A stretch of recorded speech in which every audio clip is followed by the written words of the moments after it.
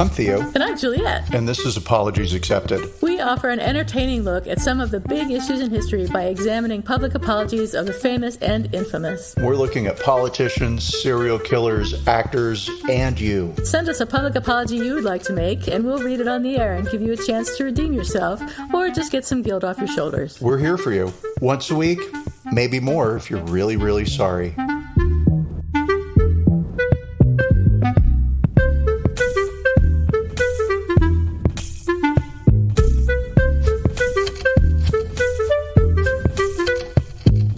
Hi, everybody. This is Apologies Accepted, the podcast. And thank God today I'm not Theo. Yes, that's perfect opening.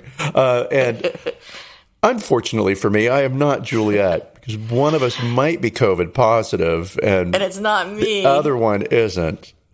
Yeah, one of us who has been traveling and seeing all kinds of people and going out to eat and licking doorknobs, licking the sidewalk. Maybe positive. And the other one who has stayed at home except for a visit to the pharmacy, which is probably going to make her positive for COVID, is currently not positive, although I haven't taken a test, so who's to say?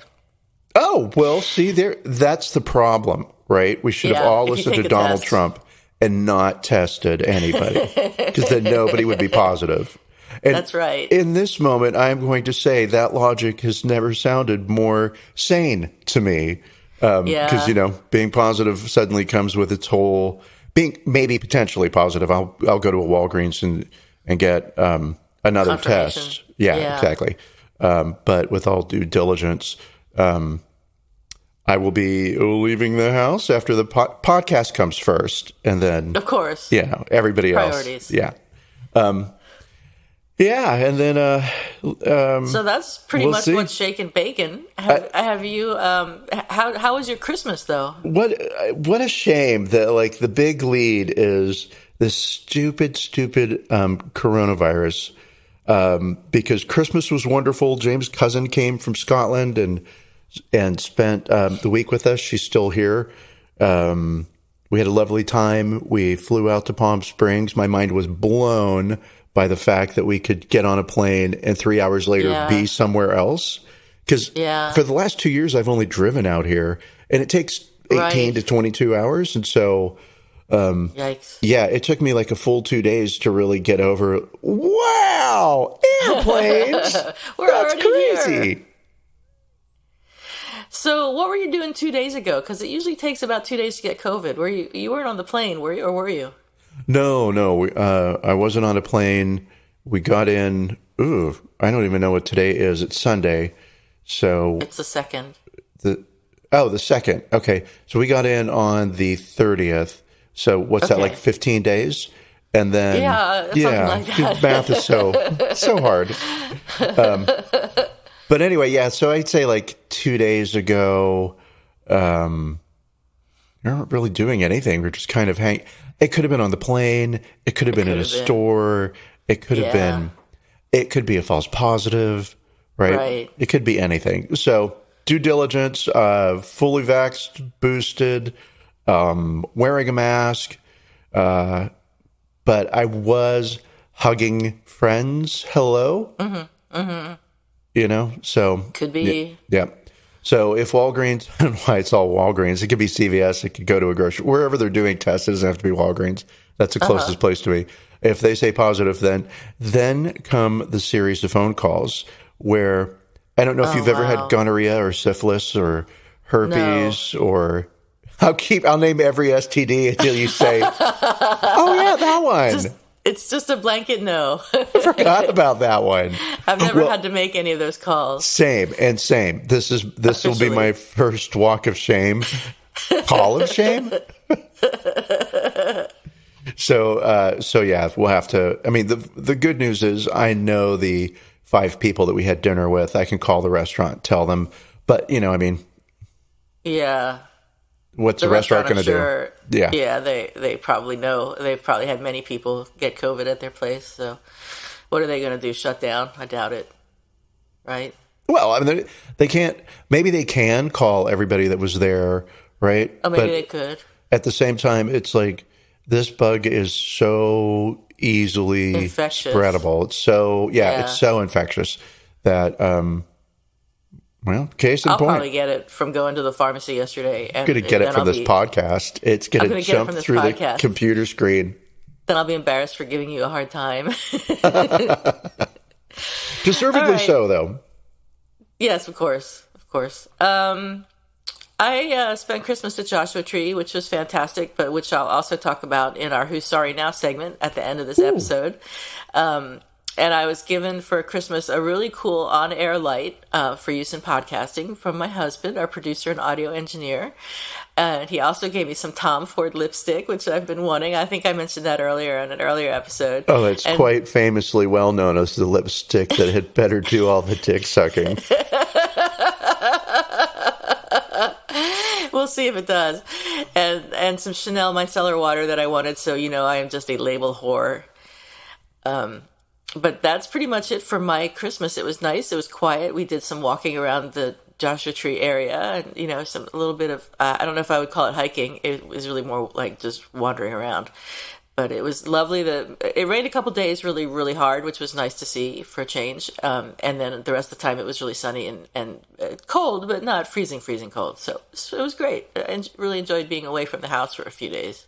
Oh, and the place you were in looked incredible. It was beautiful. It was really nice. I will talk about it more, like I said, at the end of the episode. But, I can't wait. We really had a good time. Well, let's get to the end of the episode real quick, so that way I can find out about it. Oh, man. So today we're talking about freeways, basically, and racism, and people pushing people out of their homes for freeways and racism. And what? Who would have ever thought that freeways would enter into racism? Like, in my whole life, I've never connected those two things, right? Oh, wow. Yeah, no, I mean, never. Freeways are just like there, and racism, but there too. But like, it just to think that some freeways are, the 10 is where it is because of who was living. Yes, because of racism. Yeah, I had never thought about the 10 in any historical way either. I just assumed that there was, and there had not been anything there before. On the 8th day, God created the 10. The 10. Exactly. I guess we'll start with the West Adams Heights neighborhood, which is in central Los Angeles. And if you're familiar with Los Angeles, which I'm not exactly, I'm told it's west of downtown LA and south of Koreatown. So sure, that makes sense, I guess. It was the site of large, beautiful, and varied homes built in the early 20th century, just before the start of Hollywood. It was built by oil barons and bankers. So what do you call them? The industrial elite? Industrial... The oligarchs, but... oligarchs. Yeah, the oil barons, sure. The oil barons. And as the film industry took off, the population became full of actors and other Hollywood elite. Just a few years later, though, the combination of the Great Depression in the 20s and the development of Beverly Hills led to people leaving West Adams Heights, with many residents selling their homes for whatever they could get. So these circumstances also meant that the restrictive covenant, which forbade white residents to sell or rent to African Americans, were often ignored. So black families then were able to move into West Adams Heights. Some of them actors and film people. One of them, Hattie McDaniel, who of course was in Gone with the Wind. And West Adams Heights then got the name Sugar Hill after a Harlem neighborhood of the same name. So by the mid-40s, white folks had enough and sued to have the black families evicted. Lauren Miller, the NAACP attorney representing black residents of Sugar Hill, argued that racially restrictive covenants were a violation of the 14th Amendment. The judge agreed, hooray, and in a historic legal victory, became the first judge in American history to find racially restrictive covenants unconstitutional based on the 14th Amendment. By the time Shelley versus Kramer, a landmark case regarding racially restrictive covenants, went to the Supreme Court in 1948, and such covenants were found completely unconstitutional, people from Sugar Hill had begun moving into the newer Baldwin Hills. And I think this is interesting. I might have mentioned on a previous podcast that when I lived out in the Sunset in San Francisco, there were still restrictive covenants, racially restrictive covenants on the paperwork for our title. They were, of course, not not enforceable because they were unconstitutional, but they were still there in the paperwork. And in the Sunset, they were against Asian people.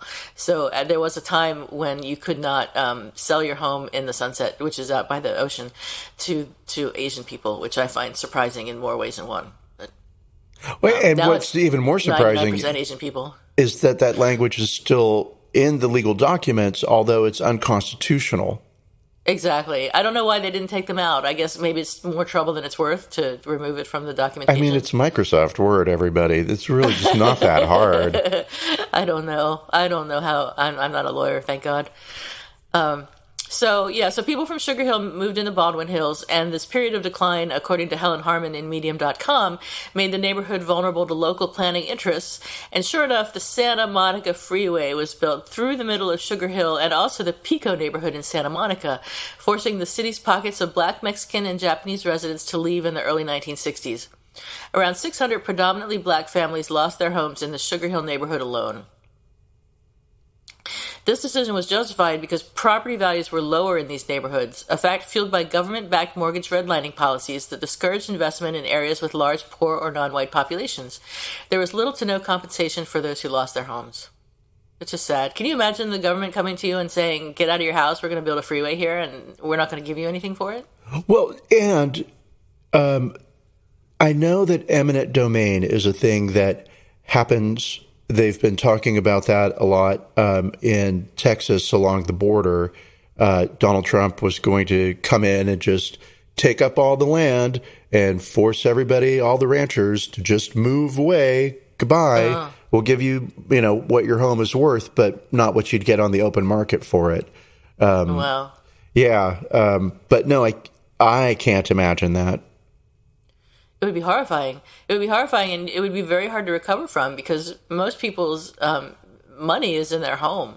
And if you don't have that money, how are you going to buy another home? If you don't have the investment, the equity that you put into your own home, how are you going to get another? You're probably not going to be able to. You have to rent, and you lose that wealth. Or if you like that home and you don't want to sell it, and it's not about the money, but it's about the community, right? Right. And then you give the home to your children when you pass on, and they, homes get... I was going to say turned over. It's probably not the real phrase to use, but they get passed on from family member to family member.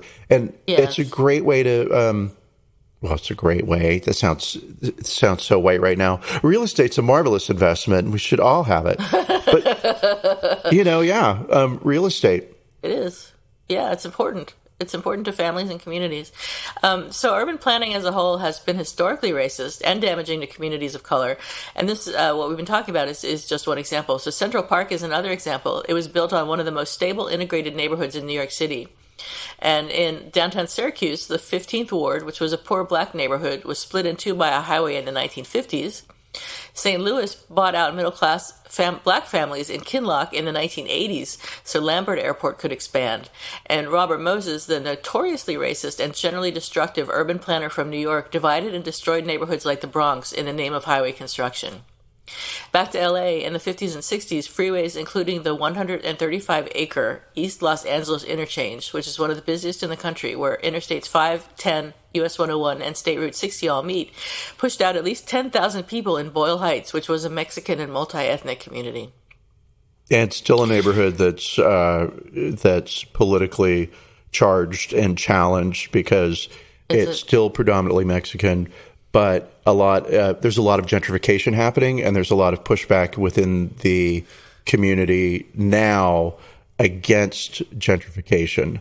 So we'll see what happens with that. But it's I don't want to say finally, but we'll say that a community of people feels empowered enough to make some noise. That's good. That's something.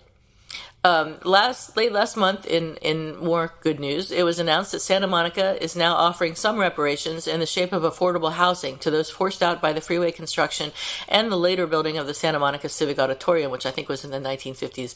So people who were kicked out and children and grandchildren are also eligible.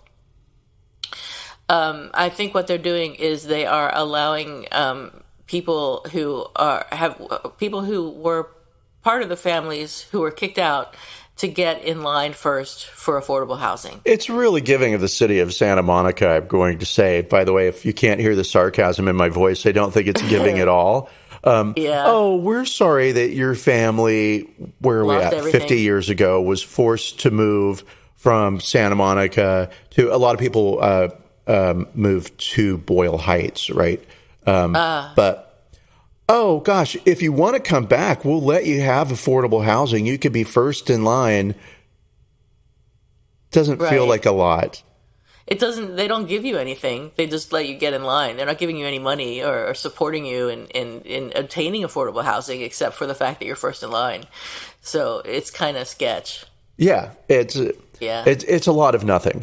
Hi, they could have applied for affordable housing in Santa Monica if they wanted to move to Santa Monica. Well, I heard so not only are they letting you just apply for affordable housing, but only 100 families are eligible. Right. And there's like 6,000 people waiting on the wait list. Yeah, and so good luck that's- getting that affordable housing.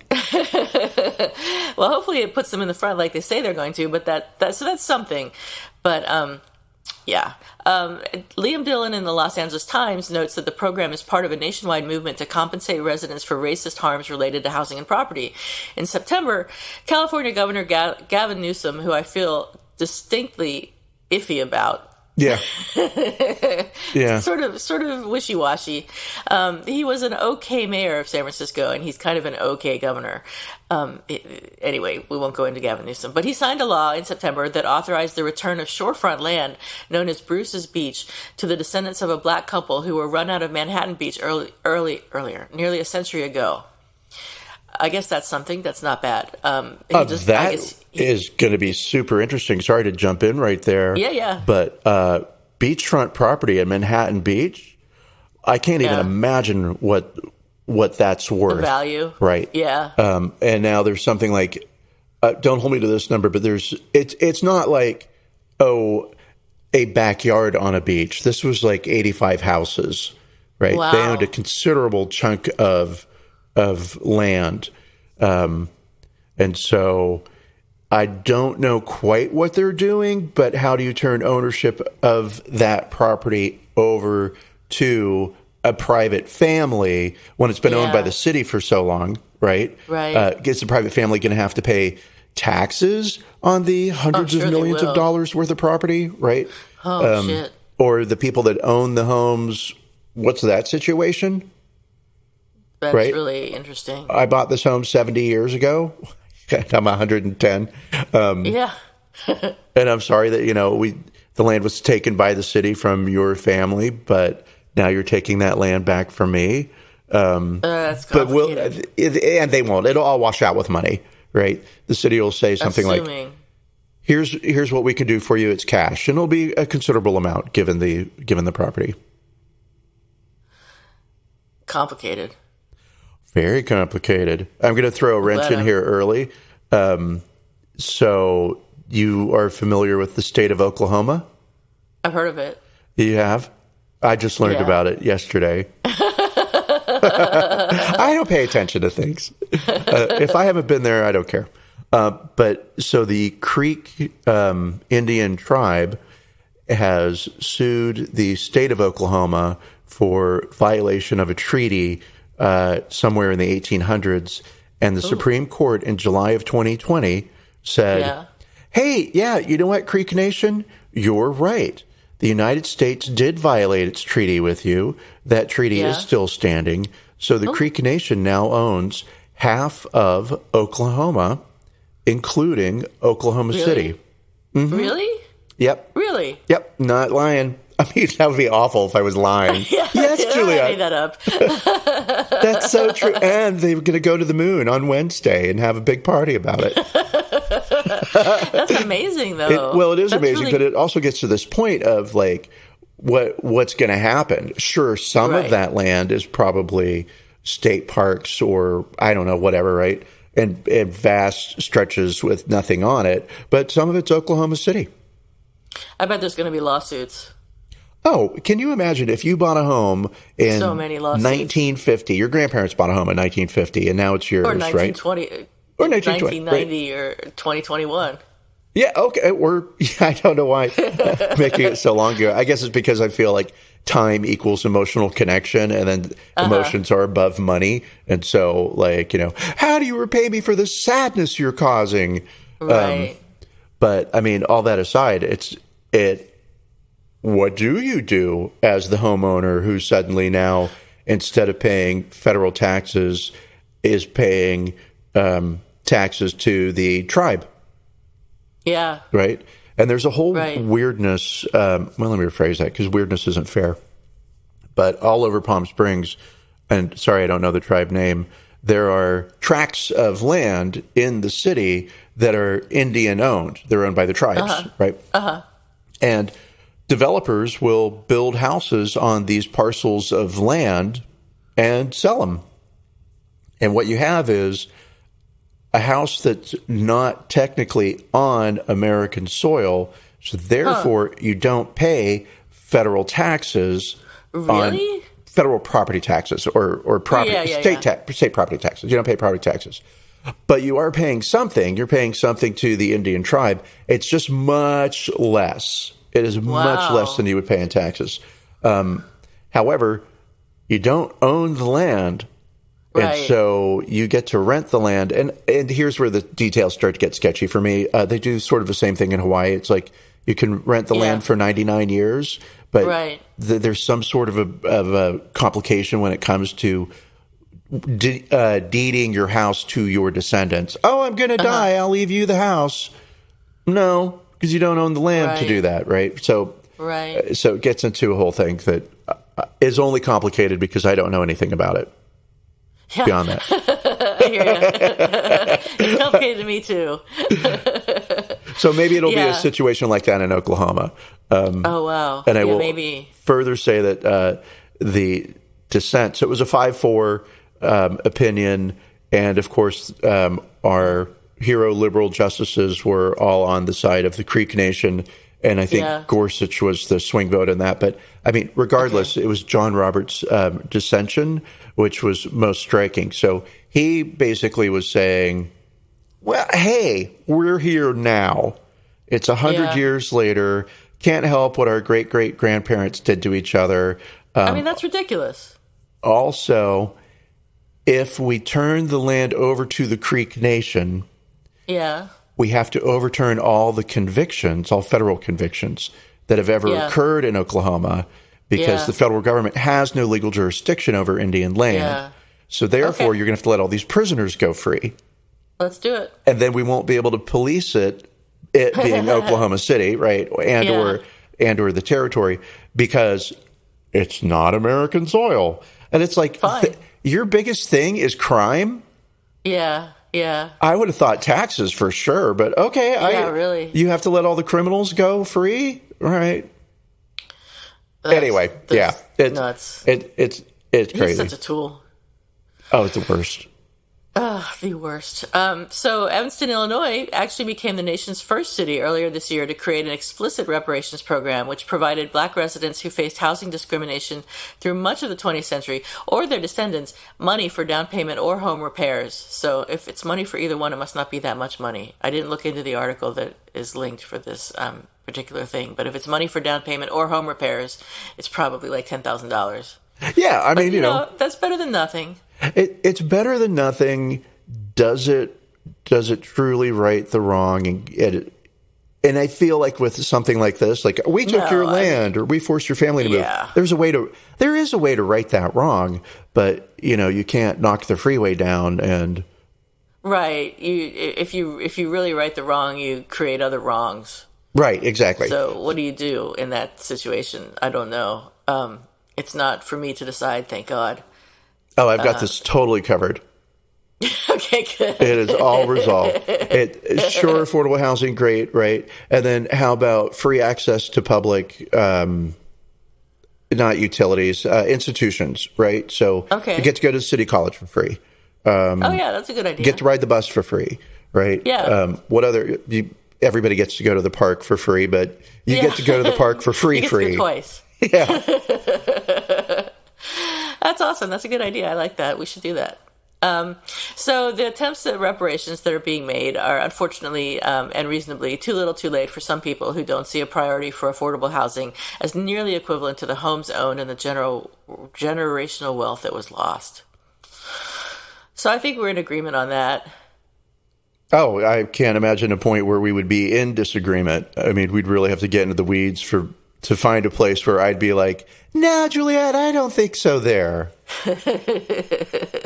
Yeah. So the apology. Let's talk about the apology. Well, there really wasn't an apology. I thought when I saw this article come across my desk, so to speak, the first time that it said Santa Monica apologizes for freeway, for I-10 freeway. And when I went back to look at it, the title was different. So I don't know if it actually said apology or I just imagined it. Maybe it was changed because there was no apology. I saw this same article a little while back, and I also thought there was an apology. And in a way, there is an apology, right? Yeah. There's an acknowledgement of wrong. Sort of. There's no, I'm sorry, but then we're not dealing with one individual. We're dealing with, is a city an institution? I mean, sure, maybe, right? So, we're dealing with an institution. And yeah. I think there's no apology. There were reparations. I think an apology is necessary, but I'll say partial reparations. An apology is necessary, but the partial reparations are an important step in making amends to the people that have been replaced. So if we go through our checklist of what makes a good apology, was there an expression of regret? No. There was no expression of anything, really. No. Was there an explanation of what went wrong? No. There was no explanation of anything. Was there an acknowledgement of responsibility? Not really. No. I mean, you could say that the act of performing the partial reparations is an acknowledgement of responsibility, but there was no explicit acknowledgement of responsibility. So I'm going to say no. Was there a declaration of repentance? No. Was there an offer of repair? Yeah, they kind of half-assed. Absolutely did it. So I'll be generous and say yes. And was there a request for forgiveness? And no, and I think that's important. So I'm going to give this apology, so to speak. Well, I should give it a 0 because it's not an apology at all. But I'm going to give it 3 points because they're doing something. Okay. They're actually making an effort where they had never done so before. So I'll give it 3 points. All right, cool. Because I'm very much in the 1 area, not even like a 1.5. Yeah. It's nice that they sort of kind of acknowledge the wrong. Yeah. It's nice that they've come up with an idea to help people, right? Return to Santa Monica. But how do you, they wiped out an entire let me rephrase that. They forcefully relocated an entire black community. Well, they didn't even relocate them. They just forced them to leave. They just kicked them out. Yeah. Yeah. So, it's kind of like. I think you're probably right. Those businesses, and sure, everybody moved to Baldwin Hills. I think I forget. Yeah. Well, some people did. They could afford it. It was a fancy neighborhood. There was another area, and I'm drawing. South LA, which later famously becomes known as South Central. And so, you could say that the black community in Santa Monica moved and integrated into a larger existing black community. So those I don't know. It's just this thing of like I imagine shopkeepers and florists and exactly. They get kicked out and they have to move somewhere with nothing. Right. So I think that this is responsible for a significant percentage of poverty in Los Angeles in the 30s and later. It's definitely quite a large contributing factor. Yeah. Yeah. So, which is unconscionable, really. So I'm going to go back to giving it a 0. You've convinced me. All right, good. I want you closer to my point. And what's more important is that my point is higher than yours, proving yet once again that I am nicer than you. More forgiving, as the Pope likes to say. 0.5 points for the apology, then averaged out between the two of us. So who's sorry now, or apologies expected? I have some stuff. Do you have an apology expected, or who's sorry now? I do. I have an apologies expected, and it's kind of not really related to anything involving freeways, but it is involving bad reality writing. And so, oh, wow. God, once again, why do you do this to me? Juliet, I would like to introduce you to businessman Brad Assman, his real name. Oh, my God. He took out an ad in a South Dakota newspaper. I don't know if it was Sioux Falls, but we did cover the Sioux Falls Dash for Cash last week. So weird that Sioux Falls is back on the radar. Anyway, he published a little ad. It's a photo of him in front of his business with a couple of his coworkers. It's a little sign that says, "Let's go, Brandon." And he's got the biggest smile on his face. And I'm just going to say, God, really? His last name is Assman. He pronounces it Osman, right? Osman. Ausman, but it is Assman. And so... change that name. Why do I expect an apology for him? Not for holding the sign and not for his horrible last name, because that's his fault, right? Or for his horrible opinions, because they're his opinions, so fine, right? They're horrible to me. I'm sure they're wonderful to him. He needs to apologize for lying about what "Let's Go, Brandon" means. Oh. He said, well, some people interpret it as that.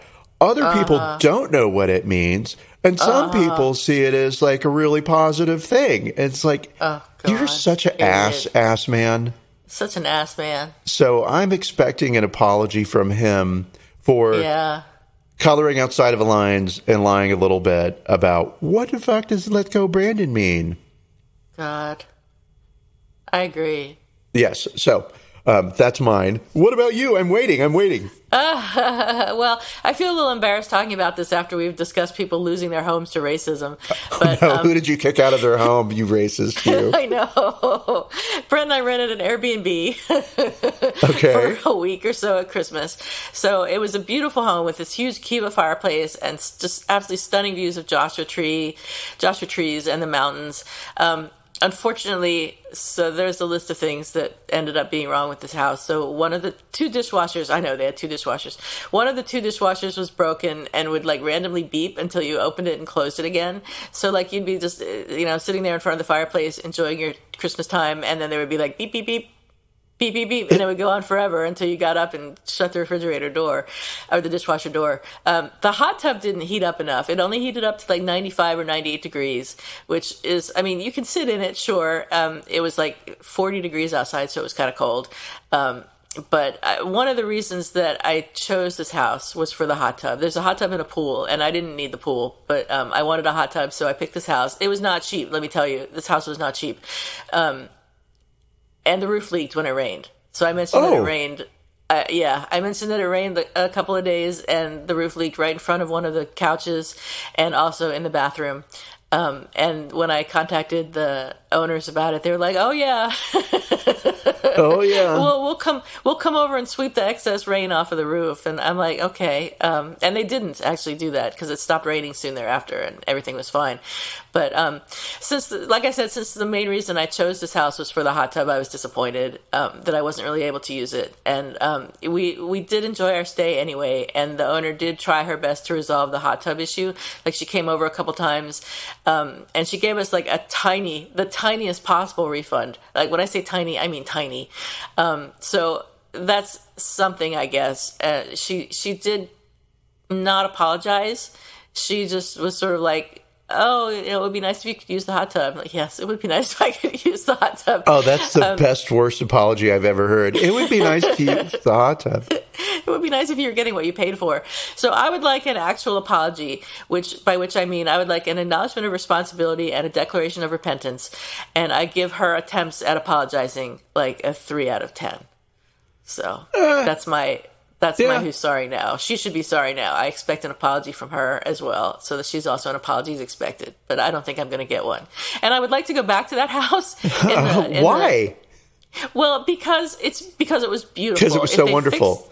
It was beautiful. It really was nice. And it would be nice to go back when it's warmer so I could use the pool. And I could also, they have all this grilling equipment outside and like a fire pit and all kinds of really fun stuff. So I'd like to be able to use that stuff when it's not raining or freezing cold. And if they fix the things that are wrong with it, then I would be happy to rent it again. So hopefully I'll be able to do that in maybe April. Oh, well, I mean, yeah, that does suck that the hot tub wasn't quite as hot as you wanted it to be. Yeah. The leak is really the big issue. The hot tub I sort of get, like, maybe it's one of two things. They're saving on energy costs, right? Yeah. And also they don't want anybody boiling themselves to death. Well, they were going to charge us for use of the propane. So if we had used the hot tub, we would have gotten billed a certain amount. Right. So it's not like it was free anyway. I mean, no. I'm sorry. When I rent an Airbnb, everything's included. You think so? I know so. Okay. That's the law. I mean, sure, they could do whatever they want. It's their house, but, no. Oh, no. Yeah. But I don't like hot tubs, so I wouldn't care. I love hot tubs. So maybe I'll find another hot tub house to rent next time. No, that's the only one in the desert, Juliet. I don't want to go to Palm Springs, though, because Palm Springs is too hoity-toity for me. Oh, my, yes. And too riddled with COVID now. I've been everywhere. Oh, my God. Yeah, so we're gonna have we have had a short episode this week because Theo has COVID. I got to get the hell out of Dodge. I got to clear this house. Go get tested and leave. So we're gonna end here. But thank you, everybody, and happy New Year to all of you. Yes, Happy New Year. It has started off with a bang. We can say yippee skippy hooray. I have high hopes for 2022. I knew I was going to get. I shouldn't do this because it's bad, but I knew I was going to get COVID at some point because I've had a cold in my life. I've had the flu in my life, right?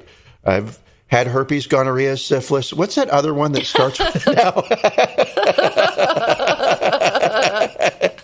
Oh my God. What's that one that's really hard to catch? Had that one twice.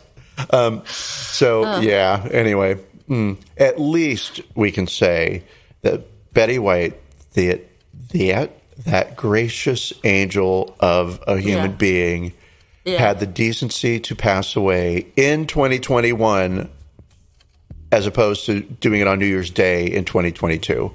Because everybody would have been like, oh, God, this could be the shittiest year of all time. Right. Yeah. But, we love Betty White. So, yes, so thank you, Betty. Happy New Year. We'll see you next week, assuming Theo's still alive. Don't get COVID. And I don't get COVID. I'm sending it to you now. I'm going to send you so many postcards where I lick the stamp. Oh, gross. 40 of them. I'm going to tell the mail person not to deliver. So, all right. I'll talk to you later. Week, everybody. Bye. Bye.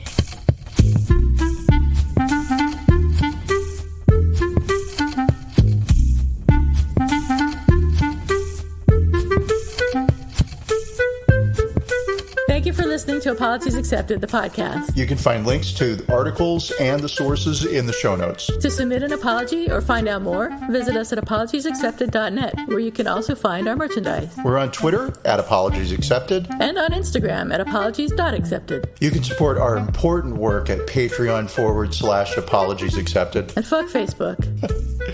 Bye. Bye.